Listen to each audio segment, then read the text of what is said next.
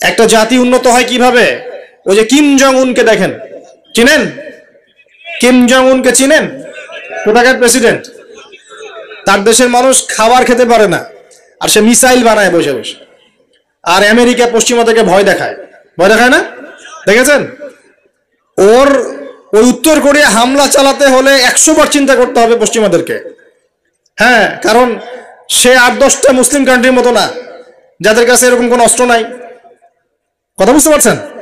ওকে অত সহজে কিন্তু কেউ আক্রমণ করবে না। তারপরেও আবার চায়নার সাথে ওর বন্ধুত্ব আছে, রাশিয়ার সাথে ওর বন্ধুত্ব আছে, ঠিক আছে? এর একটা অ্যালায়েন্স, এটাকে জিও পলিটিক্যাল ভাষায় ওদের অ্যালায়েন্স বলে। তো ওরা শক্তিশালী হলো কিভাবে? শুধুমাত্র ফাইন্যান্স দিয়ে না, এখানে পলিটিক্যাল ভিত্তি শক্ত, অস্ত্র শস্ত্র তাদের আছে। এখন বহির্বিশ্বের শত্রুরা ওদের দিকে চোখ তুলতে পারছে না, এত সহজ না। তো দেখেন আমাদের পিছিয়ে পড়ার এগুলো কারণ আছে। মুসলিম কান্ট্রিগুলোর দিকে তাকায় দেখেন, কয়টা মুসলিম কান্ট্রি এইসব ক্ষেত্রে স্বয়ংসম্পূর্ণ? কয়টা কান্ট্রি দেখবেন আপনি? হ্যাঁ, বিশ্বকাপ আয়োজন করে বেড়াচ্ছে, বিশ্বকাপ ফুটবল আয়োজন করে বেড়াচ্ছে, পাশে ইয়েমেন সিরিয়ার মানুষ খেয়ে না খেয়ে মরে যায়, দেখার সুযোগ নাই।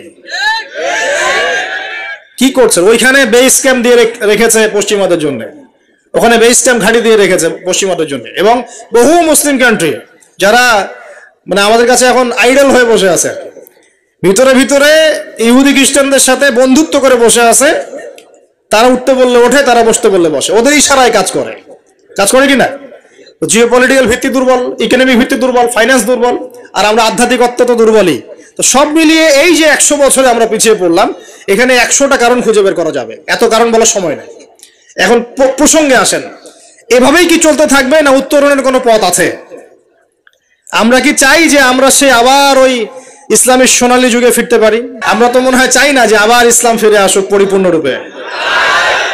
শোনেন, আমরা চাই বা না চাই, আল্লাহ রাব্বুল আলামিন তার নবীর মাধ্যমে জানিয়ে দিয়েছেন সভ্যতা শেষ হবে একজন নবীর হাতে, তার নাম নবী ঈসা ইবনে মারিয়াম। তিনি 40 বছর এই বিশ্ব শাসন করবেন, তার আগে কিয়ামত হবে না।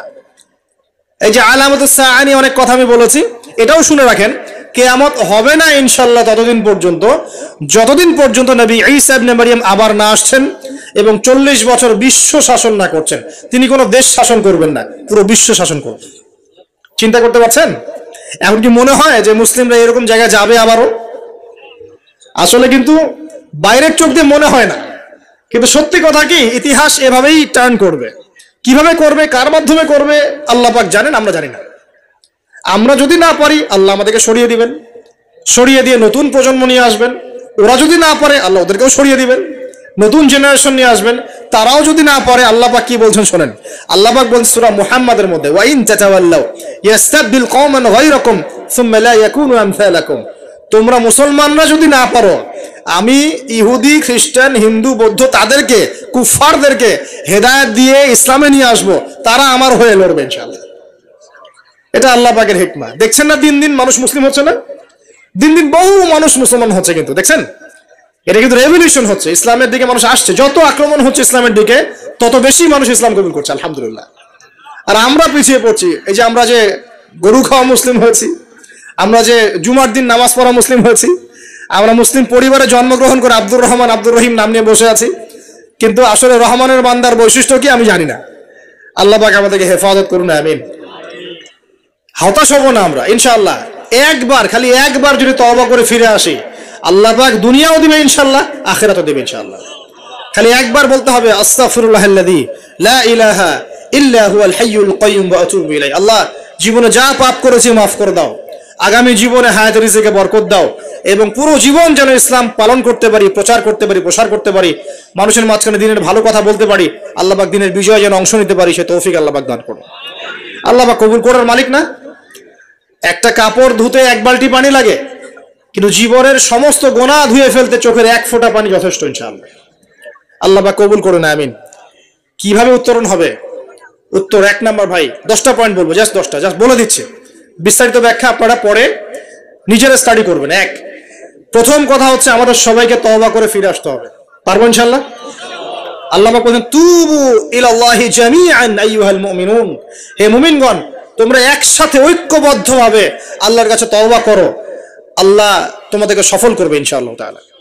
আমরা তওবা করি, বলি আস্তাগফিরুল্লাহ আল্লাযী লা ইলাহা ইল্লা হুয়াল হাইয়ুল কাইয়ুম ওয়া আতুবু ইলাইহি।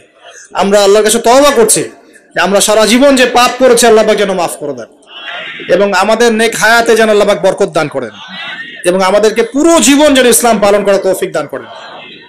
মধ্যমপন্থী হবেন, চরমপন্থী হবেন না, ইসলামের নামে কোনো সন্ত্রাসী কর্মকাণ্ডে যাবেন না, আবার শৈথিলতাবাদী হবেন না, গোলালো মার্কা মানে সব তরকারিতে গা ভাসিয়ে দিবেন না। মধ্যমপন্থী থাকবেন, ইনশাআল্লাহ দেখবেন ইসলামের বিজয় হবে ইনশাআল্লাহ। আল্লাহ পাক তৌফিক এনায়েত করুন।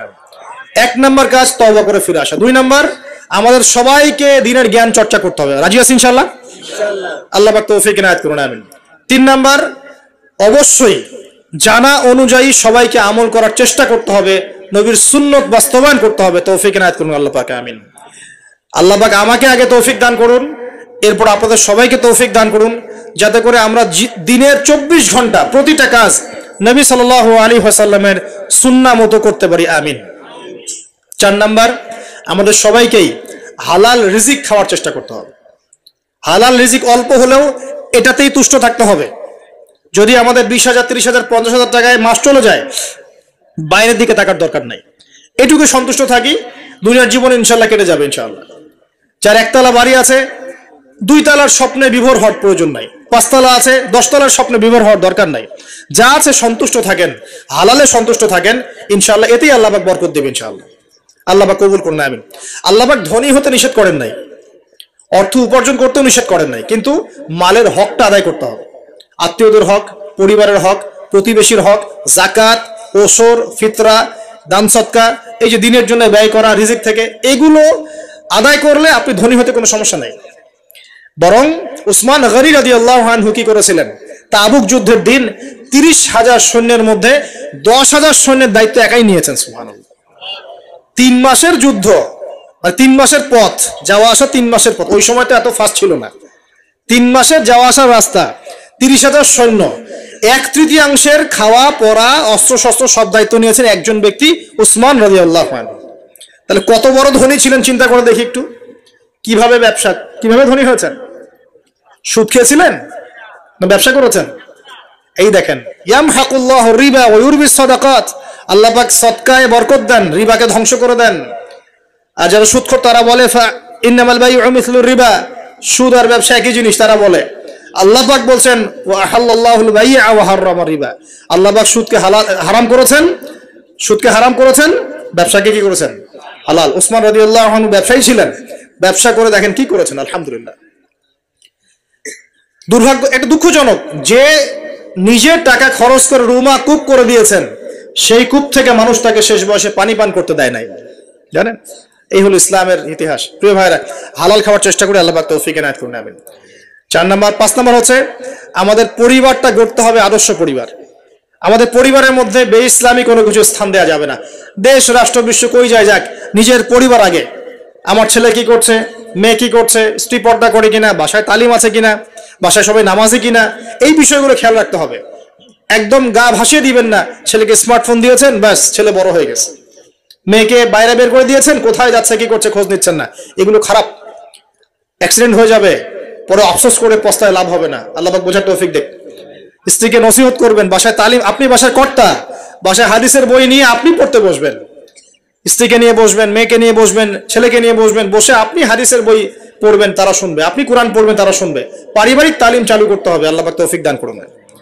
তারপরে আরো যে কাজগুলো, সেটা হলো আমাদের সবাইকেই কমপক্ষে পার্ট টাইম দাওয়াতি কাজ করতে হবে।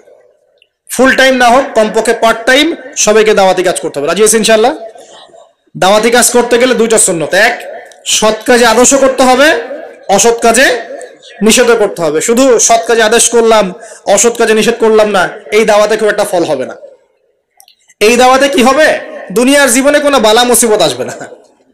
শুধু সৎ কাজে আদেশ করতে থাকেন, দুনিয়ার জীবনে কোনো বালা মুসিবত, বিপদ আপদ, গীবত, তহমত, সমালোচনা কিচ্ছু শুনতে হবে না। সবাই আপনাকে মাথায় তুলে রাখবে। আর যখন আপনি সৎ কাজে আদেশ করবেন, পাশাপাশি অসৎ কাজেও নিষেধ করবেন, তখন সমস্যা হতে পারে। কিন্তু এটাই নবীর সুন্নাত, কুনতুম খায়রা উম্মাহ উখরিজাত লিন-নাস, তোমরা শ্রেষ্ঠ উম্মত, তোমাদেরকে বের করা হয়েছে মানব জাতির কল্যাণের জন্য। সূরা আলে ইমরান 110 নম্বর আয়াত। তোমাদের কাজ 3টা। তা'মুরুনা বিল মা'রুফ, তোমরা সৎ কাজে আদেশ করবে, ওয়া তানহাউনা আনিল মুনকার, অসৎ কাজে নিষেধ করবে, ওয়া তু'মিনুনা বিল্লাহ, এবং আল্লাহর প্রতি ঈমান রাখবে। আল্লাহ পাক তৌফিক দান। এরপর 8 নম্বর হচ্ছে আমাদের পরবর্তী প্রজন্ম যারা, আমাদের সন্তান-সন্ততি যারা আছে, ওদেরকে ছোটবেলা থেকেই আগামী বিশ্বের জন্য উপযোগী করে মানুষ করতে হবে। আল্লাহ পাক তৌফিক দান করুন, আমিন। 9 নম্বর, আমাদের সবাইকে আল্লাহ পাক কিছু প্রতিভা দিয়েছেন, কাউকে লেখার ক্ষমতা, কাউকে বলার, কাউকে অর্থ সম্পদ, কাউকে ক্ষমতা। যাকে আল্লাহ পাক যা দিয়েছেন এই জিনিসটাকে আল্লাহ নেয়ামত মনে করে ইসলামের স্বার্থে ব্যয় করলে দিনের বিজয় হবে ইনশাআল্লাহ। পারা যাবেন ইনশাআল্লাহ। একজন ডক্টর তার জায়গা থেকে দিনের খেদমত করতে পারেন, একজন ইঞ্জিনিয়ার তার জায়গা থেকেই দিনের খেদমত করতে পারেন, একজন ব্যবসায়ী তার অর্থ সম্পদ কাজে লাগিয়ে আপনি দিনের উপকার করতে পারেন, একজন বক্তা তার বক্তব্যের স্কিলকে কাজে লাগিয়ে মানুষকে দিন বোঝাতে পারেন, একজন লেখক সুন্দর লেখনীর মধ্য দিয়ে দিন বোঝাতে পারেন, একজন পলিটিশিয়ান তার ক্ষমতাকে কাজে লাগিয়ে কিন্তু দিনের কল্যাণে কাজ করতে পারেন, পারেন না? সবাই যদি সবার জায়গা থেকে ইসলামের কল্যাণে একটু কাজ করি, ইনশাল্লাহ দুনিয়ায় কি পাই না পাই পরকালে জান্নাত পাবো ইনশাল্লাহ। রাজি আছি তো ইনশাল্লাহ? সবশেষ কথা, আমাদের ঊর্ধ্বতন কর্তৃপক্ষ যারা থাকবে, কারোর সাথে কোনো রকম ক্রন্দলে যাওয়ার দরকার নেই। যখন আপনি উম্মতের মধ্যে ক্রন্দলে চলে যাবেন, একে অপর ভাইয়ে ভাইয়ে লড়াই করা শুরু করবেন, তখন উম্মার মধ্যে ফাটল সৃষ্টি হবে, বিভক্তি দেখা দিবে, ঐক্য নষ্ট হয়ে যাবে, শক্তি কমে যাবে, ইসলামের ভিতরের বাইরের শত্রুরা সুযোগ পেয়ে যাবে, তখন আমাদের ক্ষতি হবে, উপকার হবে না। এই কথাটা ভালো করে বোঝার চেষ্টা করবেন।